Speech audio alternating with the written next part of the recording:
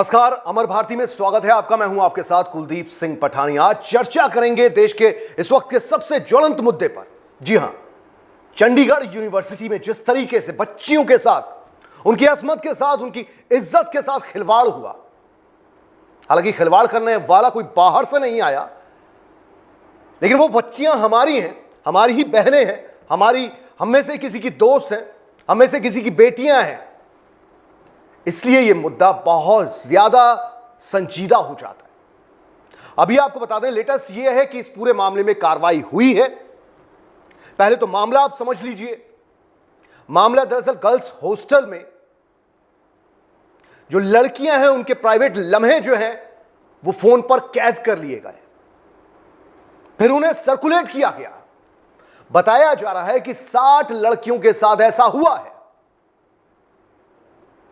Bathroom में नहाते हुए या अन्य उनके प्राइवेट लम्हे जो हैं फोन पर कैद किए गए, फिर उन्हें आगे सेंड किया गया, वहां से कोई वीडियो लीक हो गया या फिर उसे सर्कुलेट कर दिया गया।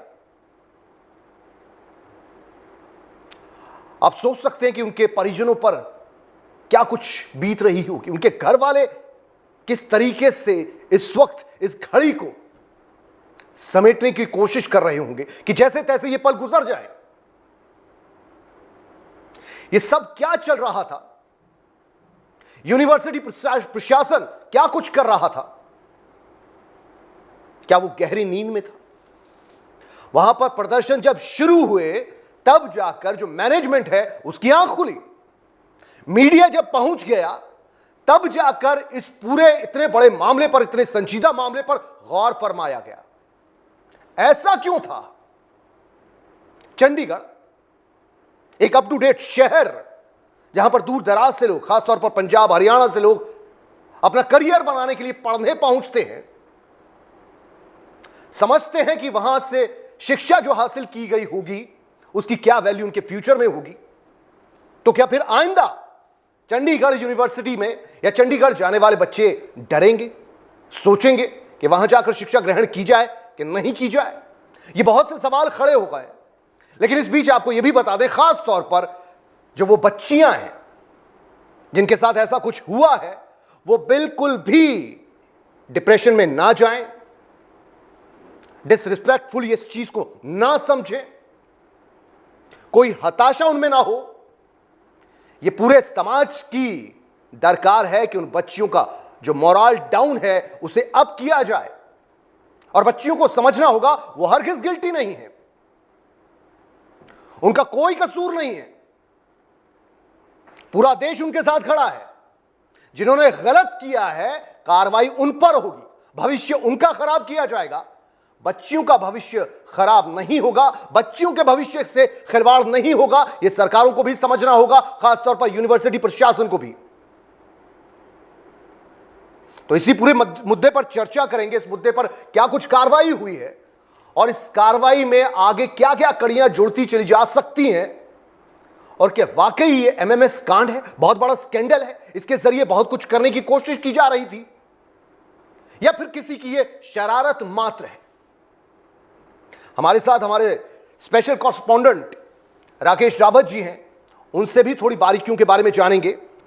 राकेश रावत जी, आपसे ये जानना चाहेंगे, इतना बड़ा ये एमएमएस कांड हुआ, रात को बच्चे अपने रिस्क पर, क्योंकि मां बाप ने अगर बच्चे पढ़ने भेजे होते हैं तो वो इतना रिस्क नहीं ले पाते कि अपनी आवाज को रात को उठकर बुलंद करें, लेकिन शायद बात हद से गुजर चुकी थी। यही वजह थी कि रात को अंधेरे में बच्चों ने खड़े होकर प्रदर्शन करने का फैसला लिया। यूनिवर्सिटी प्रशासन जो कि उनकी अनसुनी सी कर रहा था, ये कहना है बच्चों का, अभी जांच होगी। लेकिन अब इस पूरे मामले में आईपीसी की धारा, आईटी एक्ट की धारा के तहत मामला दर्ज कर लिया गया है, एसआईटी गठित कर दी गई है। रावत जी, सबसे पहले मैं ये समझूंगा कि एसआईटी गठित करने के मायने क्या होते हैं, इस मामले की तफ्तीश अब किस तरीके से आगे बढ़ेगी, और क्या वाकई कोर तक इस पूरे मामले पर एसआईटी पहुंच पाएगी? देखिए, ये मामला जो है ये आईटी एक्ट के तहत है, और एसआईटी गठित करने का मतलब होता है कि इस किसी खास केस को कोई एक जो इन्वेस्टिगेशन है वो इन्वेस्टिगेशन जो उसमें जो कई विशेषज्ञ लोग हैं वो उसको इन्वेस्टिगेट करे ताकि वो उसकी जड़ तक पहुंच सके, ताकि वो उसकी तह तक पहुंच सके। अगर कोई लोकल पुलिस इन्वेस्टिगेशन करेगी तो वो हो सकता है कि वो उस तह तक ना पहुंच पाए, लेकिन जब एसआईटी होती है, एसआईटी 3 लोगों की, 4 लोगों की, 5 लोगों की होगी, तो अपने अपने तरीके से वो इन्वेस्टिगेशन करके उसको फॉरेंसिक इन्वेस्टिगेशन भी करेंगे, उसको टेक्निकली इन्वेस्टिगेशन भी करेंगे, और उसमें मैन्युअली इन्वेस्टिगेशन जो आएगी तब जाके वो किसी हद तक पहुंचेंगे। इसमें अभी आईटी एक्ट के तहत मामला दर्ज हुआ है, और इसके अलावा जो 354 है उसके तहत भी मामला दर्ज हुआ है। और अभी जो थोड़ी देर पहले ही सूचना है कि जो वार्डन थी जो हॉस्टल की, उसको भी सस्पेंड कर दिया गया है, और सरकार ने इस मामले को बड़ी गंभीरता से लिया, और सरकार ने बहुत जल्दी ही कोशिश है उनकी कि इस मामले का पटापेक्ष हो जाए। अच्छा रावत जी, एक सवाल और उठता है कि आईटी एक्ट के तहत कौन कौन से वो प्रावधान है, और आईपीसी की भी जो धारा लग रही है, शायद 354 करके एक धारा है, वो भी लगाई जाएगी। इसके तहत यह कहा जाता है कि ना सिर्फ जो उस वीडियो को तैयार कर रहा है वो तो गुनहगार है ही, लेकिन वो लोग भी गुनहगार होंगे जो इसको सर्कुलेट करेंगे। तो इन चीजों से हर किसी को बचना है, अपनी नैतिक जिम्मेदारी निभानी है। लेकिन ये एक्ट क्या कहता है रावत जी? देखिए, आईटी एक्ट जो है ये किस मोबाइल से बनाया गया या किसी और कैमरे से बनाया गया, इसको पहले किस मोबाइल पे भेजा गया या लैपटॉप पे भेजा गया, फिर उस मोबाइल से कहाँ दूसरे मोबाइल पे इसको सर्कुलेट किया गया, तो जो आईटी एक्ट है वो उनका आईपी एड्रेस निकाल के वो उसके उस मोबाइल पहले वाले मोबाइल तक जाएंगे, और वो ये पता उसमें चलेगा कि भाई ये मोबाइल जो है ये फलाने का था, और इसने जो है उसको आगे इसको सर्कुलेट किया, फिर एक आगे चैनबंदी चली गई। तो आईटी एक्ट में जो है जो साइबर क्राइम है वो आईटी एक्ट के तहत आता है, और जो 354 की धारा है वो मोलेस्टेशन की धारा है। तो मोलेस्टेशन हुआ है लड़कियों के साथ, चाहे वो अनजाने में हुआ है, लेकिन मोलेस्टेशन हुआ है उनके साथ, तो मोलेस्टेशन की धारा भी इसमें जोड़ी गई है, ताकि इसको जो है साइबर क्राइम और मोलेस्टेशन की धारा जोड़ के इस पूरे मामले को इसको ओपन किया जाए। अच्छा रावत जी, आप क्राइम के मामलों को बड़ी बारीकी से परखते रहते हैं, देखते रहते हैं, आधे से ज्यादा समय आपका पुलिस के साथ गुजरता है, पुलिस हेडक्वार्टर में गुजरता है, बहुत से ऐसे मामले आते हैं। इस मामले के बारे में मैं ये समझना चाहूंगा कि इस तरीके से 60, हालांकि ये सब अभी प्रूवन होना बाकी है, लेकिन 60 लड़कियों का इस तरीके से वीडियो रिकॉर्डिंग होती है, कुछ एमएमएस वायरल किया जाता है। मैं ये समझना चाहूंगा इस पूरे मामले के पीछे आपको क्या लगता है कि कोई सोची समझी साजिश होती है? बहुत से लोग इसमें इन्वॉल्व होते हैं, क्या यूनिवर्सिटी प्रशासन तक इसमें इन्वॉल्व हो सकता है? क्या मनी ट्रेल भी इसमें होती है? क्योंकि ऐसी चीजें, चाइल्ड पोर्नोग्राफी हमारे देश में बिल्कुल पूरी तरह से बैन है, लेकिन वो भी होती है क्योंकि उससे पैसा कमाया जाता है। तो क्या इसमें भी कोई मनी ट्रेल हो सकती है? किसी तरीके से पैसा कमाने की चाहत हो सकती है और उसके पीछे एक बहुत बड़ा स्कैम हो सकता है, बहुत से लोग जुड़े हुए हो सकते हैं। देखिए, मामला अभी प्रारंभिक स्टेज पे है और अभी इन्वेस्टिगेशन जो है वो चल रही है। अब इन्वेस्टिगेशन में जैसे जैसे आगे बढ़ेगी, इन्वेस्टिगेशन में पता पड़ेगा कि ये लड़की जो है उस शिमला वाले लड़के से कनेक्ट थी, वो शिमला वाला लड़का इसका बॉयफ्रेंड है, इसका दोस्त है, कोई जानकार है, या फिर वो शिमला वाला लड़का इस पे प्रेशर बना के इस पे ये करवा रहा था, या फिर उसने जो है पैसे देके इनकी सब लड़कियों की वीडियो फिल्म बनाई।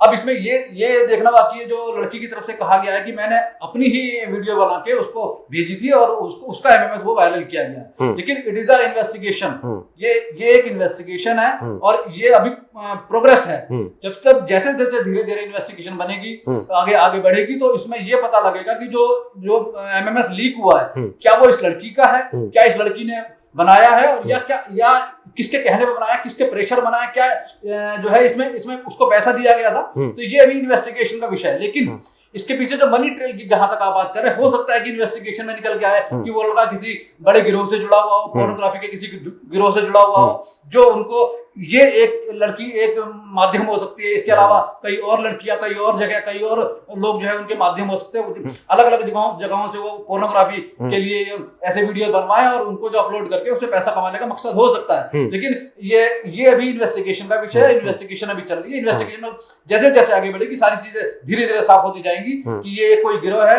या फिर ये लड़का सिर्फ अपनी मौज मस्ती के लिए कर रहा था, या फिर ये लड़का जो है पैसे कमाने के लिए जो है ये इससे वीडियो बनवा के अपने पास भेज रहा था ताकि वो वायरल करके उससे पैसे कमाए जाए। ठीक है रावत जी, दो बातें आपसे समझना चाहूंगा।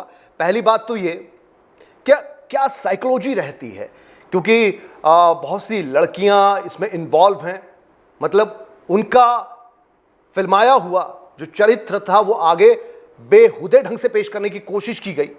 मैं ये समझना चाहूंगा जो लड़कियां आहत हुई हैं उनकी साइकोलॉजी क्या होती है, वो समाज से क्या इस वक्त बचना चाहती हैं, डिप्रेशन में आ जाती हैं?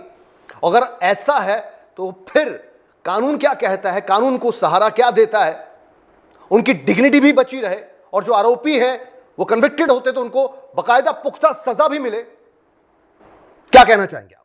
देखिए, इसमें जो लड़कियां जिनका जो वीडियो बनाया गया है वो अननोन थी, जानकारी ही नहीं थी, जानकारी थी ही नहीं उन्हें कि उनका वीडियो बनाया जा रहा है और उसके बाद उसको वायरल किया जाएगा।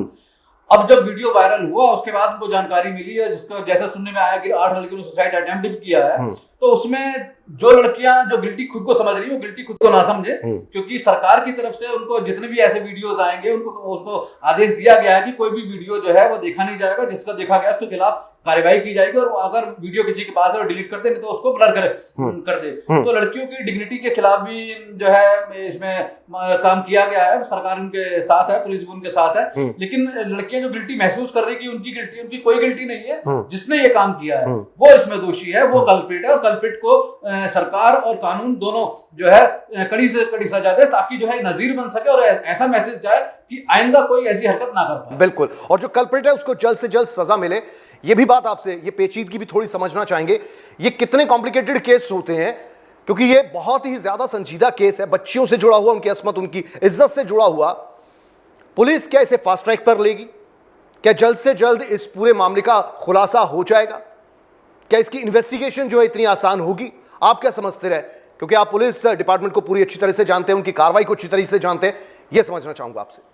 देखिए, जो सरकार ने एसआईटी गठित किया, एसआईटी गठित करने का मतलब है कि उनको एक समय दिया गया है, चाहे वो 15 दिन का हो, महीने भर का हो, 2 महीने का, कि इतने समय तक आप जो है अपनी रिपोर्ट पेश करें। उस रिपोर्ट के आधार पे ही आगे कार्रवाई होगी और कार्रवाई होने के बाद जब ये मामला कोर्ट में जाएगा तो सरकार को फास्ट ट्रैक कोर्ट गठित करनी होगी और फास्ट ट्रैक कोर्ट में उनको निर्देश दिया जाएगा कि इसको 3 महीने में, 5 महीने में, 6 महीने में इसको फैसला सुनाया जाए और उनको जो इसमें दोषी है उनको सजा दी जाए। तो ये जो है, इसमें बहुत सारी चीजें जो है एसआईटी की इन्वेस्टिगेशन पे और सरकार की अपनी नीयत पे भी निर्भर करती है कि वो इस केस को कितना कम समय में जो है इसको फ्लोर पे लाना चाहती है। नहीं तो अगर इसको फास्ट ट्रैक कोर्ट में नहीं डाला गया तो फिर इस केस की भी स्थिति उन्हीं केसों की तरह होगी जो कई सालों से लंबित पड़े हुए हैं अदालतों में। ठीक है। अच्छा, इस मामले को लेकर पुलिस अपनी इन्वेस्टिगेशन जारी रखे हुए, लेकिन रावत साहब ये भी बताइए कि कई बार भावावेश में आकर बच्चे प्रदर्शन तेज कर देते हैं। हो सकता है कि यूनिवर्सिटी की भी, उसके प्रशासन की भी कोई ऐसी गलती, बड़ी गलती ना रही हो सकता है कि इस मामले में उतना दमखम भी ना हो, ऐसा हम कह नहीं सकते। अगर बच्चियां वाकई बाहर आई हैं, रात को प्रदर्शन करने पर मजबूर हुई हैं, तो यकीनन उनके दिमाग में कुछ ना कुछ चल रहा होगा कि उनके साथ क्या हुआ है और आने वाला वक्त क्या उनका कठिन हो सकता है। लेकिन क्या वाकई आपको पहली नजर में प्राइमा फेसी अगर इस पूरे मामले को समझा जाए तो क्या लगता है आपको, ये वाकई गंभीर मामला है जिसमें बहुत कुछ इन्वेस्टिगेशन के दौरान निकलेगा, या हो सकता है कि किसी एक की ये शरारत है वो भारी पड़ गई? देखिए, मामला तो गंभीर है, ये इसमें तो कोई दो राय नहीं है। मामला बहुत गंभीर है और किसी की इज्जत, मान, मर्यादा, बेइज्जती का प्रश्न है। दूसरा ये है कि अभी इन्वेस्टिगेशन में ये निकल के आया कि इस लड़की ने का एक ही वीडियो वायरल हुआ है, बाकी लड़कियों के वीडियो वायरल नहीं हुए हैं। अच्छा। तो मतलब एक अगर लड़की का वीडियो वायरल है तो सिर्फ एक लड़की अगर उसमें जो गिल्टी अपने आप को महसूस कर रही है तो इससे बहुत ज्यादा जो दिक्कत वाली स्थिति में नहीं होगी। अगर वो ये वीडियो 60 लड़कियों का अगर वायरल हो जाते तो लड़कियों के जो समूह पे, उनके संगठन पे, उनके परिवार वालों पे और उनके अपने यारों दोस्तों में उनको नजरें झुकाना उनको पड़ जाता, बहुत सारी स्थितियां फेस करनी पड़ती, समाज को फेस करना पड़ता। तो अभी एक वीडियो के बारे में भी चीजें सामने आई है, लेकिन इसमें यूनिवर्सिटी प्रशासन अगर इन्वॉल्व है तो अभी इन्वेस्टिगेशन में ऐसी कोई बात सामने नहीं आएगी यूनिवर्सिटी प्रशासन इसमें इन्वॉल्व है, क्योंकि लड़कियों का जो वीडियो बना है वो इनके हॉस्टल में बना है और लड़कियों के जो पर्सनल जो चीजें होती हैं, जो कि घर वालों से बात करना या घर से किसी से करना, तो उसमें जो यूनिवर्सिटी का जो कोई रोल नहीं होता। जो यूनिवर्सिटी से रिलेटेड जो काम होते हैं उसमें यूनिवर्सिटी का रोल जरूर होता है। तो ये पर्सनल चीजें थी कि वो किसी के बाथरूम में जाके उसके कैमरा लगा के वो बना रहे थे। तो इसमें यूनिवर्सिटी का मुझे तो नहीं लगता कि अभी यूनिवर्सिटी का कोई इसमें रोल होगा या कोई आदमी या कोई अधिकारी उसमें शामिल होगा, लेकिन ये इन्वेस्टिगेशन का विषय है और इन्वेस्टिगेशन अभी जारी है। आने वाले दिनों में ये साफ हो पाएगा कि इसमें कौन कौन लोग और कितने लोग और क्या कोई गिरोह है, केवल एक आदमी है, ये लड़की, यही लड़की सम्मिलित थी या फिर कोई और लोग भी थे। ठीक है। और पहली नजर में या फिर आपके जो सूत्र हैं या पुलिस वालों के साथ आपका उठना बैठना रहता है, बहुत से बड़े बड़े केसेस को आप रिपोर्ट करते रहे हैं, आपका आईक्यू क्या कहता है कि वो लड़की, क्योंकि खबर ये भी आ रही थी कि उस लड़की ने ये वीडियो बनाकर उन लड़कियों को ब्लैकमेल करने की कोशिश भी की, उनसे पैसा ऐंठने की कोशिश भी की, क्या इस छोटे स्तर पर ही ये बात रही होगी? अगर ऐसा होता तो ये बात बहुत पहले से इसका खुलासा हो जाता, क्योंकि वो जो लड़कियां हैं कॉलेज या यूनिवर्सिटी एडमिनिस्ट्रेशन को पहले ही बता देती हैं बातें, या वाकई ऐसे केसेस में लड़कियां बहुत घबरा जाती हैं और फिर मुंह बंद रखती हैं? नहीं, ऐसा तो कोई भी मामला निकल के सामने नहीं आया है कि वो लड़कियों को ब्लैकमेल कर रही थी जो उनके हॉस्टल में जो MBA वाली लड़की थी सेकंड ईयर की। ऐसा भी कोई चीज इन्वेस्टिगेशन में सामने नहीं आई है। लेकिन हाँ, ये इस लड़की ने इतना जरूर कहा है कि मैंने वीडियो बनाए हैं, लेकिन मैंने सर्कुलेट नहीं किया है, ना ही मैंने भेजे हैं, मैंने सिर्फ एक वीडियो भेजा है जो हिमाचल में उसका दोस्त है। तो उससे इन्वेस्टिगेशन में जब पूछताछ चल रही थी पुलिस की, तो उसने बहुत सारी चीजों को घुमा फिरा के बताने की कोशिश की है। उसने साफ साफ जवाब नहीं दिए पुलिस के जो क्वेश्चनियर थे, और उसने हर क्वेश्चन को जो है ना और इसमें ही जवाब दिए। लेकिन अभी इन्वेस्टिगेशन चल रही है, इंटरोगेशन अभी उसका चल रहा है, अभी वो पीसी रिमांड पे है, पीसी रिमांड में उसका इंटरोगेशन में हो सकता है कि सारी चीजें खुल के सामने आ जाए। ठीक है। अभी फिलहाल तो कॉलेज एडमिनिस्ट्रेशन का ये कहना है, हालांकि पुख्ता तौर पर बात सामने नहीं आई है, लेकिन फिलहाल यूनिवर्सिटी को 24 तारीख के लिए क्लोज कर दिया गया है, बंद कर दिया गया है, ताकि फिलहाल जो रोष है छात्रों में वो शांत हो जाए, इन्वेस्टिगेशन में भी कुछ बातें सामने आ जाएं, जिससे छात्रों को, उनके परिवार वालों को भी लगे कि संतोषजनक कार्रवाई हो रही है। रावत जी, मुझे ये बताइए कि इस पूरे मामले का पटाक्षेप कैसे होगा? आने वाले वक्त में इस तरीके से ह्यूमिलेट ना हो पाए लड़कियां, खासतौर पर गर्ल्स हॉस्टल में ऐसे बहुत से मामले कई बार सामने आते रहे, इसको लेकर खास तौर पर कैसे कदम उठाने चाहिए? देखिए, ये तो यूनिवर्सिटी प्रशासन को सोचना होगा, वहाँ के वार्डन को सोचना होगा कि जो वहाँ लड़कियां रह रही हैं उनको अपने भरोसे में लिया जाए, विश्वास में लिया जाए, और हर लड़की जिसको हॉस्टल दिया जा रहा है उसका पीछे पूरा बैकग्राउंड चेक किया जाए कि ये कहाँ से आ रही हैं, किस से आ रही है, इनके माँ बाप से इनकी पूरी जो करेक्टर सर्टिफिकेट की पूरी जांच की जाए। तो बहुत सारी चीजें, क्योंकि कई लड़कियां जो है बाहर से आती हैं, एडमिशन ले लेती हैं और हॉस्टल में चली जाती हैं, और वो कई लोगों से इंडल्ज रहती हैं, उसी के तहत तो इस तरीके की जो चीजें जो है सामने आती है। तो ये यूनिवर्सिटी प्रशासन को कुछ रूल्स एंड रेगुलेशंस में चेंज करना होगा, वार्डन को जो है थोड़ा कठिन वहाँ जो है चीजें उन पे रूल फॉलो करवाने होंगे, और दूसरा की CCTV कैमरास वहाँ एरिया में लगाने होंगे कि कोई उनसे मिलने तो नहीं आता, मिलने आता तो कौन आदमी आता है या कौन उनका रिश्तेदार आता है। तो ये सब चीजें जो यूनिवर्सिटी प्रशासन को और वहाँ के वार्डन को सोचना होगा, और कई कड़े नियम बनाकर ही इस पे कुछ किया जा सकता। चलिए, बहुत बहुत शुक्रिया राकेश रावत जी, आपने इस पूरे मामले पर कुछ बारीकियां हमको सुझाई, बताई कि किस तरीके से मामला आगे बढ़ेगा, किस तरीके से इंसाफ मिलेगा इन बच्चियों को, और खास तौर पर अब जबकि ये इतना बड़ा कांड हुआ है जिसमें बहुत से बच्चे इन्वॉल्व हैं, हालांकि वो अपनी तरफ से इन्वॉल्व नहीं है, लेकिन जाहिराना तौर पर उन्हें इन्वॉल्व कर दिया गया है। बहुत से बच्चों को ये लग रहा है कि ये शर्मसारी वाला मैटर है, वो नजरें कैसे मिलाएंगे समाज से, अपने अन्य दोस्तों से, अपने परिवार वालों से। तो सबसे पहले हर किसी को अपनी नैतिक जिम्मेदारी जो है वो निभाते हुए, चाहे वो कॉलेज यूनिवर्सिटी प्रशासन हो, उन बच्चों के माता पिता हो, उन बच्चों के दोस्त हो, सरकार हो, तमाम दूसरे समूह हो, वो सब ये समझें कि बच्चियों पर कोई भी इस तरीके का लांछन नहीं आना चाहिए जिससे बच्चियां अपने आप को, अपने मोराल को फिर से खड़ा ना कर सकें। उन्हें अभी पढ़ाई करनी है, देश का भविष्य बनना है, और खास तौर पर उन लड़कियों को यही सोचना चाहिए कि वो हरगिज़ गिल्टी नहीं है, जिन्होंने जो कुछ किया है उनका अंजाम उन्हें भुगतना होगा। इसी उम्मीद के साथ, इसी मैसेज के साथ फिलहाल हमें दीजिए इजाजत। आप बने रहिए अमर भारती के साथ।